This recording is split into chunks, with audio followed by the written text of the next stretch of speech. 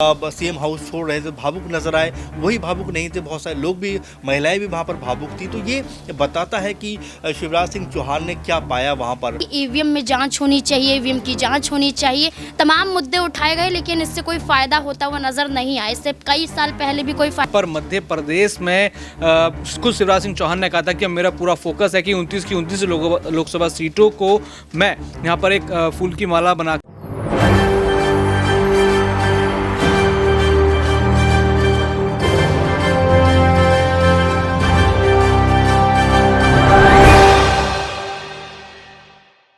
नमस्कार, आप देख रहे हैं SPN 9 न्यूज। SPN 9 न्यूज में आपका स्वागत है और मैं हूं आपके साथ नेहा परिहार। जहां एक तरफ शिवराज सिंह चौहान को लेकर तरह तरह की चर्चाएं चल रही हैं। बता दें आपको कि शिवराज सिंह चौहान को कल दिल्ली बुलाया गया था। हालांकि ये बैठक आज यहां JP नड्डा के साथ हुई। इसके साथ ही यहाँ पर आपको बता दें कि यहाँ पर ये चर्चा तेज हो गई है कि शिवराज सिंह चौहान को एक बड़ा पद देने की यहाँ पर बात हो रही है। ये पद केंद्र का नहीं है, लेकिन इसके अलावा भी यहाँ कहा जा रहा है कि शिवराज सिंह चौहान को भारतीय जनता पार्टी ऐसे इतनी आसानी से नाराज तो नहीं होने देगी। दूसरी तरफ अगर हम बात करें तो यहाँ कमलनाथ को हटाकर जीतू पटवारी को कांग्रेस ने मध्य प्रदेश का कांग्रेस अध्यक्ष बना दिया गया। और एक बात ये जो यहाँ पर इस वक्त चर्चा में चल रही है, दिग्विजय सिंह के बेटे। हम बात करें यहाँ पर दिग्विजय सिंह के बेटे के, तो एक इंटरव्यू के दौरान दिग्विजय सिंह के बेटे ने यहाँ पर शपथ लेने के दौरान ये बात कही है कि भारतीय जनता पार्टी ने शिवराज सिंह चौहान के साथ एक बड़ा धोखा किया है और मुझे इस बात का बहुत ही ज्यादा दुख है। शिवराज सिंह चौहान के साथ जो हुआ, यानी कि शिवराज सिंह चौहान के चेहरे पर वोट लूटकर उन्हीं को साइड कर दिया, ये बिल्कुल गलत यहाँ पर किया है पूर्व मुख्यमंत्री शिवराज सिंह चौहान के साथ। इसके बाद यहाँ अटकलें और कयासों का बाजार गर्म हो चुका है कि दिग्विजय सिंह का बेटे का इस तरीके का बयान देने का आखिरकार मतलब क्या है। इतनी ज्यादा सहानुभूति कांग्रेस नेता की, वो भी भारतीय जनता पार्टी के नेता के लिए, आखिरकार क्या यहाँ पर आगे इस पर चर्चा हो सकती है। इसी मुद्दे पर आज हम बात करेंगे। बात करने के लिए तमाम सहयोगी यहाँ पर है।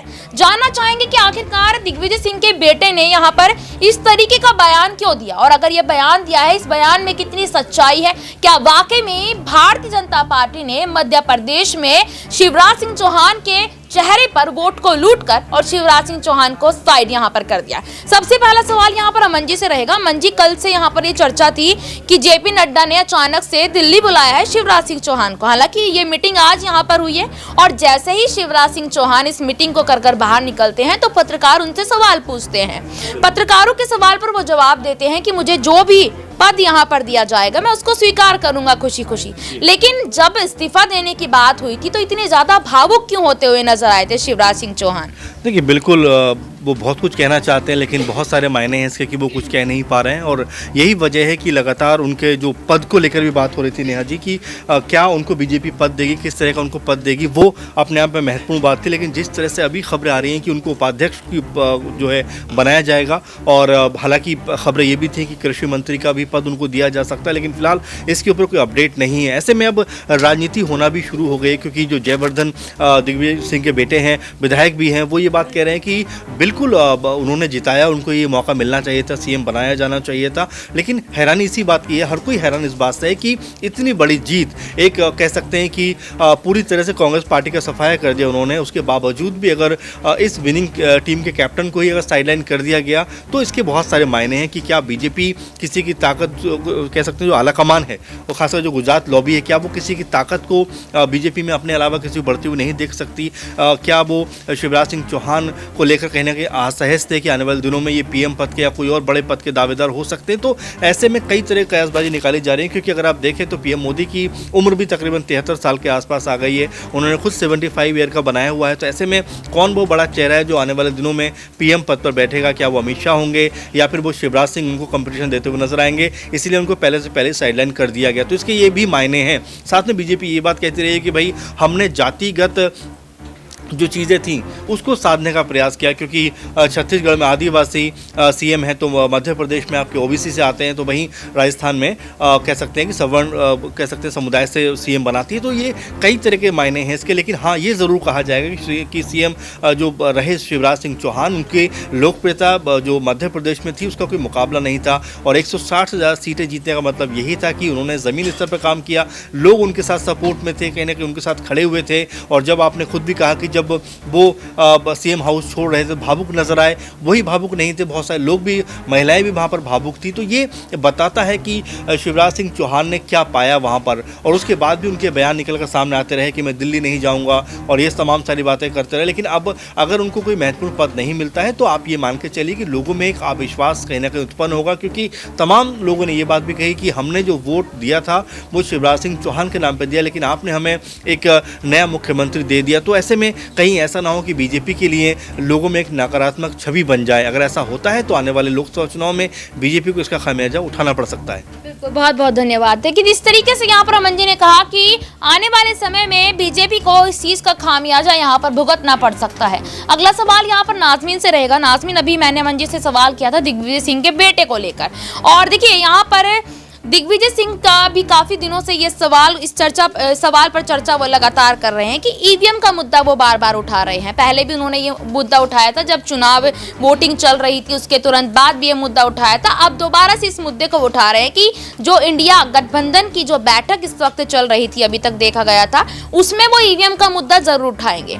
क्या लगता है आपको, इस मुद्दे को उठाने से कोई फायदा होने वाला है भविष्य में? लोकसभा चुनाव के लिए वो कहते नजर आए हैं कि लोकसभा चुनाव से पहले ईवीएम के मुद्दे पर बात करनी बेहद ही ज्यादा जरूरी है। देखिए, जब भी चुनाव आता है ईवीएम का मुद्दा हमेशा से विपक्षी पार्टियां उठाती रही। विधानसभा चुनाव के दौरान भी आप देखिए कितनी बातें यहाँ पर देखी गई थी। अखिलेश यादव के ज़रिए भी देखी गई थी, यहाँ पर मायावती के ज़रिए भी देखी गई थी कि भारतीय जनता पार्टी की जीत हजम नहीं हो रही है। जो 3 राज्यों में अचानक से बहुमत के साथ भारतीय जनता पार्टी ने जो जीत दर्ज की है, कहीं ना कहीं कोई बड़ी गड़बड़ी नज़र आती है। तो मायावती से लेकर अखिलेश यादव तक यहाँ पर तमाम लोगों ने ये कहा कि ईवीएम में जांच होनी चाहिए, ईवीएम की जांच होनी चाहिए। तमाम मुद्दे उठाए गए, लेकिन इससे कोई फ़ायदा होता हुआ नज़र नहीं आया। इससे कई साल पहले भी कोई फ़ायदा नहीं हुआ।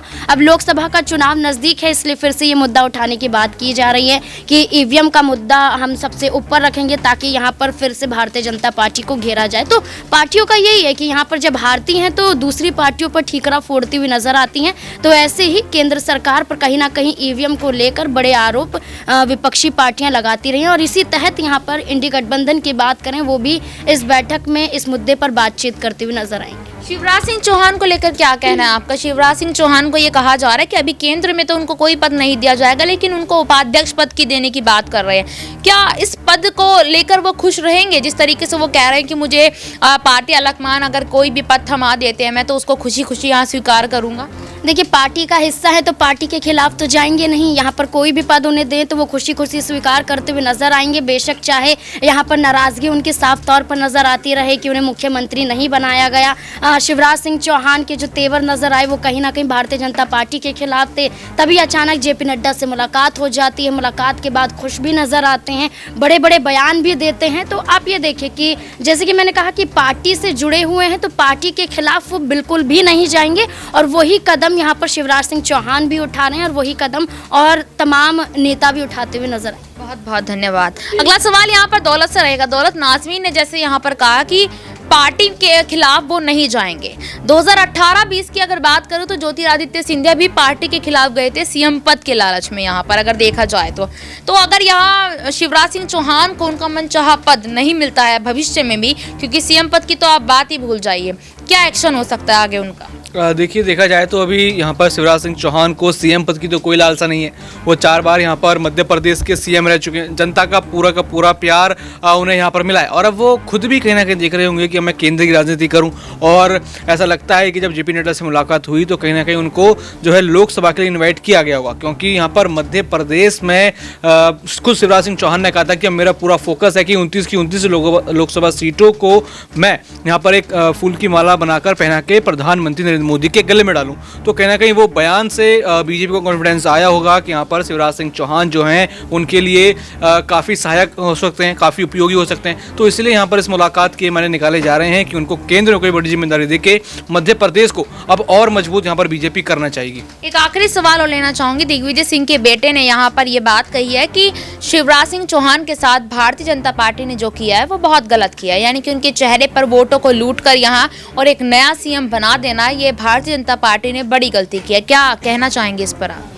ये तो चाहे जयवर्धन कहें या कोई भी कहें, ये तो एक तरीके से देखा जाए सत्य है कि यहाँ पर जनता ने भी ये कह दिया कि हमने वोट तो आपको देख के किया था, आप हमारे लिए अच्छी अच्छी योजनाएं लाए थे, आपने हमारा विकास किया, लेकिन अब आप ही हमें छोड़ के जा रहे हैं। और यहाँ पर शिवराज कहते हैं मैं छोड़कर नहीं जा रहा। तो देखा जाए जनता भी यही सुर अपना रही है कि यहाँ पर गलत हुआ है शिवराज सिंह चौहान के साथ और बाकी अन्य विपक्षी दल भी। लेकिन कहीं ना कहीं बीजेपी ने कुछ सोचा होगा कि क्या करना है। अभी तक क्लियर कन्वर्सेशन नहीं हुई थी, अब लगता है कि जेपी नड्डा से मुलाकात के बाद ये क्लियर कन्वर्सेशन हो गई होगी कि आखिर शिवराज सिंह चौहान का फ्यूचर क्या होगा। बिल्कुल, बहुत बहुत धन्यवाद। देखिए जिस तरीके से यहाँ पर मेरे सहयोगियों ने यहाँ अपने विचार रखे कि आखिरकार दिग्विजय सिंह ने ये बयान, दिग्विजय सिंह के बेटे ने ये बयान दिया तो उसका क्या असर यहाँ पर देखने को मिल सकता है। और जिस तरीके से यहाँ शिवराज सिंह चौहान के साथ जेपी नड्डा की मुलाकात हुई, मुलाकात के बाद यहाँ खुश खुश नजर आए शिवराज सिंह चौहान। तो देखिए तो लोकसभा चुनावों के बाद ही पता चलेगा कि आखिरकार शिवराज सिंह चौहान को केंद्र में क्या पद मिलता है और क्या पद नहीं मिलता है। इस रिपोर्ट पर आपकी क्या राय है कमेंट बॉक्स में जरूर बताइएगा। फिलहाल के लिए इतना ही, फिर आपसे मुलाकात होगी किसी नए मुद्दे के साथ। तब तक के लिए देखते रहिएगा SPN9 न्यूज। धन्यवाद।